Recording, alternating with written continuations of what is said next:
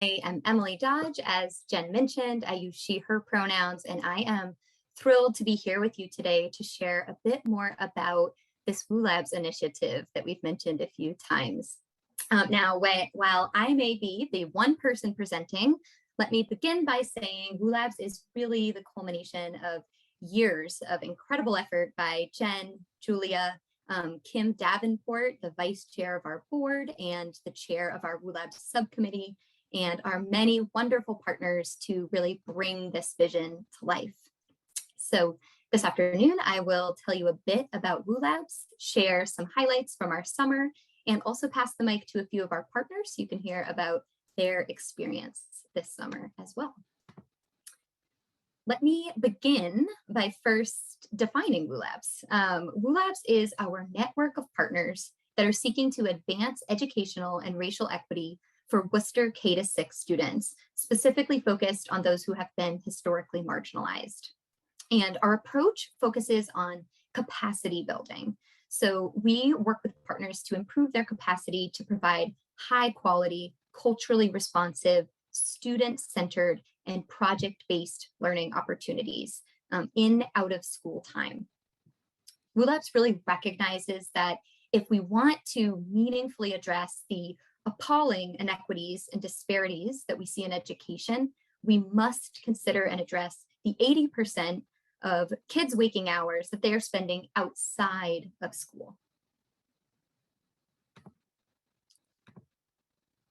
So in terms of our approach, WooLabs really brings together the diverse cross-section of partners that you see here to reimagine education as an integrated system that is inclusive of in and out of school time, centers students' lived experiences and agency, and actively works to dismantle bias. Our youth-serving organizations implement our key strategies, which I'll tell you about shortly, while our higher ed partners support with professional development. Our longtime partners, the Worcester Public Schools, help us identify students and promote in and out of school alignment, while other affiliated partners and cultural institutions lead additional citywide programming and advocacy efforts, with WEC serving as the backbone coordinating entity for this work. To tell you a little bit about our genesis here, the idea for WooLabs really emerged organically from work that WEC co-led to collect community input on the district's 2018 strategic plan. Registering strong community interest in holistic student support systems, WEC's Worcester Education Equity Roundtable launched the WooLabs subcommittee in early 2020 to begin envisioning how to align in and out of school learning and develop partnerships to meet students' full needs district-wide. The pandemic then accelerated efforts by both lending increased urgency to combat the ever more obvious inequities in education, as well as motivating renewed interest in cross-sector partnerships. So next, a bit about those 4 key strategies that we employ. First and foremost, we focus on fostering the 21st century skills, critical thinking, communication that we know students need to be successful professionally and personally. We also harness student-centered, project-based learning pedagogy to foster deeper learning that is meaningfully connected to students' lives. Our partners align their PBL offerings with an evidence-based framework as well as with state academic standards. In addition, our ecosystem collaborates through a regular community of practice to set goals, problem solve, and build our capacity through targeted training. And lastly, our system employs a research-backed shared measurement framework to ignite program quality improvement and optimize student skill development. We also recruit and train local college students called Hanover Fellows to serve directly at partner sites and support with the implementation of these key strategies, namely, as you see here, project-based learning and our measurement framework. We put these strategies into practice this summer as we launched phase 1, our pilot effort. Let me tell you a little more about that. We are so grateful that we had 5 host sites this summer that you see here, our fantastic 5 who enthusiastically dove into this work with us this summer. Collectively, we were able to serve 775 students. And while each of our partners maintained their unique approach, what they all shared was a focus on our 2 key strategies, project-based learning and social emotional learning. So for example, while African community education targeted communication, Girls Inc. emphasized peer relations. As we mentioned, another really important component of our work are our Hanover Fellows. So we hire and place these fellows at partner sites to support with site capacity building. Our 5 fellows expanded project-based learning and implemented WULAB's common measurement system this summer. And WULAB's is committed in this work to build a core of local Worcester students that is reflective of the city's rich diversity. This summer, 4 of our fellows were bilingual and 2 were people of color. And as we look forward to this school year, our cohort is on track to be even more representative. As we mentioned, the partner sites all implemented project-based learning, which are hands-on, authentic, multi-week learning experiences that are driven by students' own interest, using an evidence-based framework, the Buck Institute Gold Standard project-based learning, which you see a little bit about here. So after Hanover Fellows and partners received training on this framework, fellows then led efforts to enhance their site's project-based learning. So let me give you just one example of what that looked like. Here you are seeing African community education students who are proudly presenting their end of program culminating projects. So after studying a topic of their choosing for several weeks throughout the summer, the students were all able to create their own individual final projects. The first 2 students produced posters focused on the science of a topic of choosing. So the first one you see here is on basketball, the second on Marie Curie, while the 3rd student constructed their own mask based on the African culture that they were able to study over those few weeks. So just one example of some fantastic project-based learning in action. We hope to be joined at some point today to hear from one of our Hanover Fellows. Fatima Diallo will be joining us to share a bit about her experience with project-based learning this summer.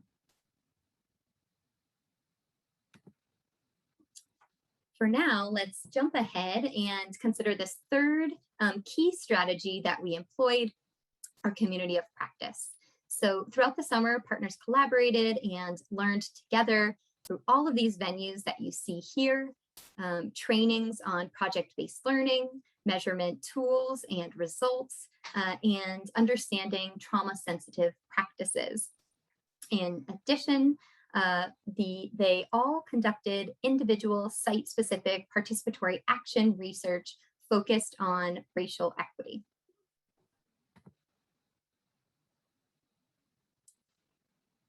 And our last component, key strategy that we had is our shared measurement framework. So partners implemented this measurement for improvement system to gauge access, quality, student experience, and student skill development. So as you see, they collected attendance and demographic information and then implemented this 3-part program assessment system developed by the National Institute on Out-of-School Time that includes observations and student and staff surveys. And we were thrilled and delighted to see this summer that measurement indeed catalyzed improvement at our sites. So one example, our observation tool, the APTO. we saw substantial gains in 5 of the 13 domains that we measured there between an early and a late program observation that we conducted in categories and metrics that are really, we know, crucial to students' development and engagement in our summer programs. So foundational relationships and stimulating kids' thinking. Here to tell us more about her experience with continuous quality improvement this summer is Christina Puglio, the Executive Director of the YMCA of Central Massachusetts. Christina, thank you so much for joining us today. Thank you, Emily. So thank you all so much. The first thing I do want to do is thank WEC for providing this incredible opportunity this summer. The timing for participation for our summer camp program couldn't have been any better, as we were changing once again and trying to remind ourselves how to promote our high quality youth development programs here at the Greendale YMCA. The WU Labs was just such an amazing group of individuals to support this great work. And so with tremendous support from WEC and WU Labs specifically, and the College Corps and our College Fellow, we were able to do some great data collection. And we all know that that's really important, but sometimes you need support, especially this summer when we were transitioning from remote learning and kind of re-grasping and re-strategizing for our youth development programs. It was really great to have this support to look at data in such a tremendous way and be able to measure something like promoting engagement in our programs. And we saw some marked improvements because of that support, because of the observations from NIOS, because of the data collection support that we got from our College Fellow, from the support that we got from our community through WU Labs. We were able to look at our data and focus on the how. How do we continue to provide professional development for our youth development specialists to be able to engage students in a meaningful way throughout the course of the summer? And so by focusing on the data and continuing to circle that back and put that in front of our staff, who were working with students day to day, we were able to see improvements from the beginning of the summer to the end in terms of engaging staff, promoting engagement in our activities. So I am thrilled to say that we are now phase 2 with our school age childcare program, our after school program, and all the learnings that we got from the summer were able to kick off planning for our school age childcare program this year. And so we feel like we're ahead of the game. We just had our first observation for the after school program last Thursday and just continue to roll with it. And like I said, I just cannot thank the Worcester Education Collaborative enough for this tremendous opportunity that came just at the right time to allow us to continue to provide professional development for our staff.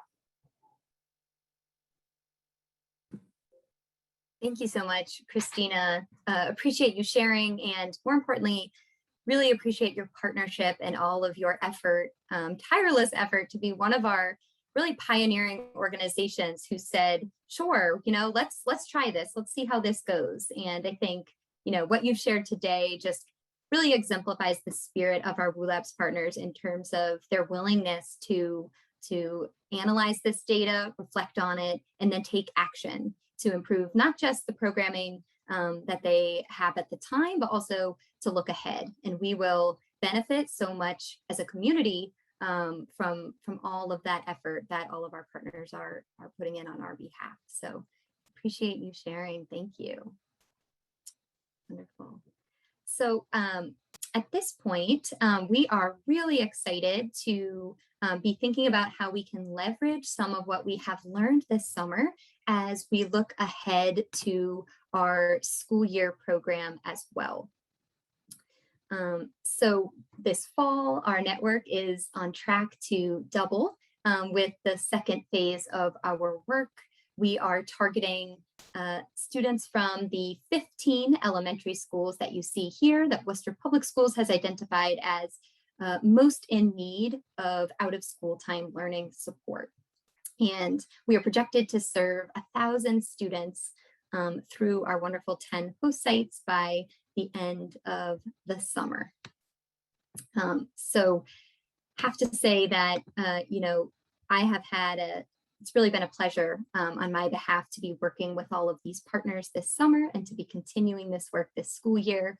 We really look forward to expanding and strengthening this cross-sector ecosystem to advance our goal of constructing an integrated system of education that both sees and supports our students to ignite and really accelerate their growth. So thank you. And with that, I will turn it back over to Jen.